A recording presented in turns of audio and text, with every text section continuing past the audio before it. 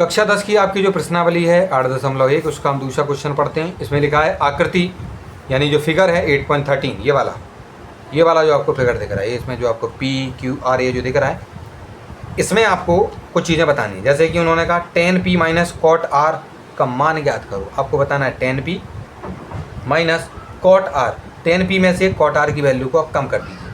पहले वाले क्वेश्चन की तरह बच्चों ये भी आपका जो है इस तरीके से आपका एक समकोण त्रिभुज तो है ही, लेकिन उसमें एक भुजा फिर से गायब कर दी, और एक भुजा जब गायब कर दी है तो हमें फिर से पाइथागोरस इसमें बच्चों लगानी पड़ेगी, ठीक है कि नहीं। और पाइथागोरस को लगाने के बाद पाइथागोरस को इसमें किस प्रकार से लगाएंगे, देखो, क्योंकि देखो सामने वाला ये जो होता है 90 डिग्री के सामने वाला, ये तो आपका हो जाएगा बच्चों कर्ण यानी कि हाइपोटेनस। साथ में अब क्योंकि एंगल तो नहीं दिया तो किसी को भी हम आधार और किसी को भी कर्ण मान सकते, किसी को भी आधार और किसी को भी हम अपना जो है लंब यानी कि बेस और परपेंडिकुलर इनको हम मान सकते हैं अपने अपने हिसाब से। अभी क्योंकि थीटा नहीं दिया उन्होंने अभी यहाँ पर, तो हमने क्या किया, हमने क्यू आर का स्क्वायर लिखा। क्यों लिखा, क्योंकि क्यू आर का स्क्वायर का मतलब होता है आपका कर्ण का स्क्वायर। तो कर्ण कितना है आपका, अच्छा इसको मैंने एक लाइन मैंने इसमें नहीं लिखी है, मैं उसको लिखे देता हूँ। लाइए देखियो, सबसे पहले हम क्या लिखेंगे बच्चों कि आपका जो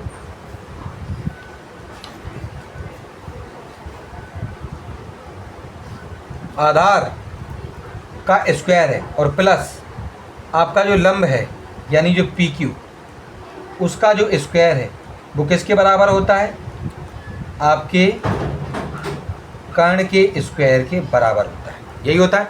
अब हमें चाहिए था बच्चों क्यू आर स्क्वायर चाहिए था, तो क्यू आर को तो हमने यहीं रखा।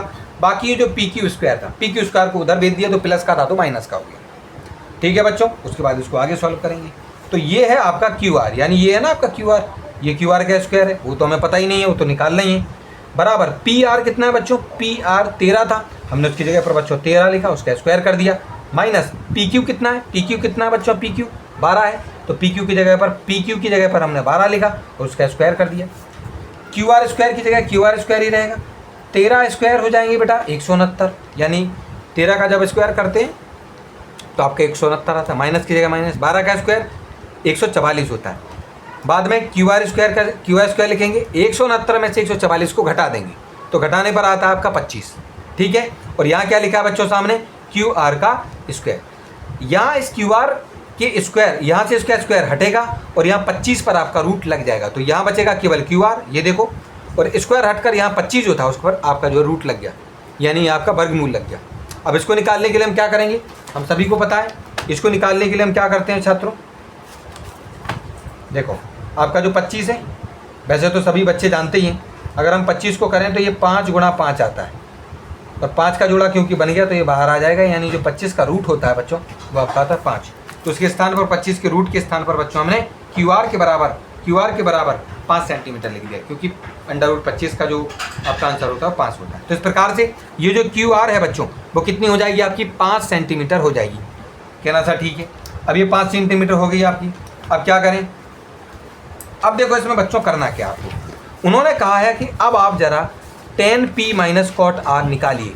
तो tan p समझिए जरा बात को, इसमें आपका देखो मैं आपके दोनों ही चित्र बना देता हूं बच्चों, दोनों ही चित्र यहां पर बना के आपको समझा देता हूं, ठीक। ये है आपका p, ये है q और ये है r। यहां था बच्चों आपका 12 सेंटीमीटर, यहां था, यहाँ आपको अभी अभी आपने 5 सेंटीमीटर निकाला है, और ये है बच्चों आपका 13 सेंटीमीटर, ठीक है कि नहीं। चलिए एक और यहाँ पर त्रिभुज बनाना पड़ेगा, उसमें भी यहाँ पर बेटा आपको P, यहाँ Q और यहाँ R लिखना होगा। ये आपका 12 सेंटीमीटर है, ये आपका 5 सेंटीमीटर है, और ये आपका 13 सेंटीमीटर ये दे रखा। बस फर्क कितना होगा बच्चों, उन्होंने जो हमसे कहा है tan P, क्या कहा है, tan P यानी थीटा आपका ये है बच्चों, और जब थीटा बच्चों ये होगा तो सामने वाला आपका लंब होगा। लंब का मतलब क्या है बेटा, परपेंडिकुलर सामने वाला ये हो जाएगा, यानी जो क्यू आर है वो परपेंडिकुलर हो गया। कहना था ठीक है। और ये जो आपके बगल में जो भुजा थी ये आधार हो जाएगी, आधार यानी कि आपकी बेस हो जाएगी, ये जो पी क्यू है। और 90 डिग्री के सामने वाला जो होता है वो तो हम सभी जानते हैं कि कर्ण यानी हाइपोटेनस होता है। तो उन्होंने जो हमसे कहा टेन पी, तो टेन पी, टेन का फॉर्मूला क्या होता है बच्चों? देखो टेन के लिए हम सभी जानते हैं टेन की जगह पी बटे बी। पी का मतलब क्या होता है? लंब, लंब बटे आधार, यानी पी बटे बी। अब मुझे एक बात बताओ, अगर हम टेन पी निकाल रहे थे, ठीक है कि नहीं, हम क्या निकाल रहे थे? टेन पी, तो पी अपॉन बी यानी लंब बटे आधार। अब बताओ यहाँ लंब क्या है? लंब क्या है बच्चों? यही है ना क्यू आर, तो उसकी जगह क्या लिखना पड़ेगा हमें? क्यू आर, लंब की जगह पर क्यू आर, और बटे में आधार कितना है आपका? आधार कितना है? पी क्यू, तो Q R upon P Q हो जाएगा। तो देखो हमने क्या लिखा है? Q R upon P Q ही लिखा है। फिर यहाँ क्या लगा? माइनस, वहाँ हमने माइनस लगा दिया। फिर उन्होंने कहा कॉट आर, तो कॉट आर की जगह ये कहाँ से आ गया? क्यू आर अपॉन पी, वो हम बताते हैं। तो मुझे एक बात बताओ, थीटा पहले पी माना था, अब हमें मानना है थीटा आर बच्चों, क्या मानना है? और जब हम इसको आर मानेंगे बच्चों, तो ये वाला आधार हो जाएगा अब आपके लिए, आधार यानी बेस ये हो जाएगा, और सामने वाला आपका लंब हो जाएगा यानी परपेंडिकुलर, यानी इसको हम पी मान लेंगे।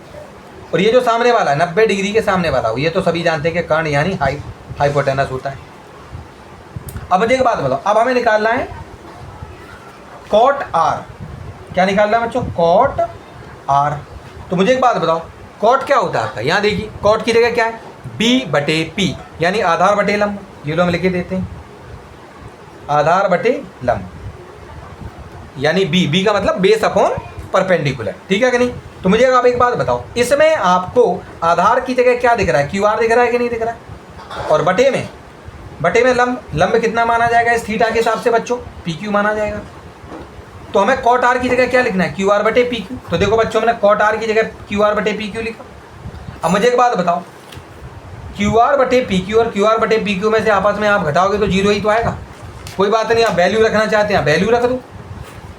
क्या ना सर, कैसे? देखो ऐसे, क्यू आर कितना था आपका? क्यू आर 5 था ना, देख लो क्यू आर कितना है आपका? 5 ही तो है। आपको इसमें भी किताब में भी दिया गया क्यू आर बराबर यहाँ पर 5 था, ठीक है कि नहीं? और उसके अलावा जो पी क्यू है, तो पी क्यू कहाँ है आपका? यही है, वो कितना है आपका? 12 है। तो देखो पी क्यू की जगह पर हमने 12 लिख दिया, माइनस माइनस क्यू आर कहाँ है? क्यू आर ये रहा आपका 5, तो क्यू आर की जगह पर फिर से 5, और बटे में पी क्यू अभी हमने 12 माना है, तो 5 बटे 12 में से 5 बटे 12 जाएंगे 0, यानी जवाब आपका आ जाएगा बच्चों 0। तो इस प्रकार से जो आपका दूसरा वाला क्वेश्चन भी है वो भी आपका जो है सॉल्व हो गया।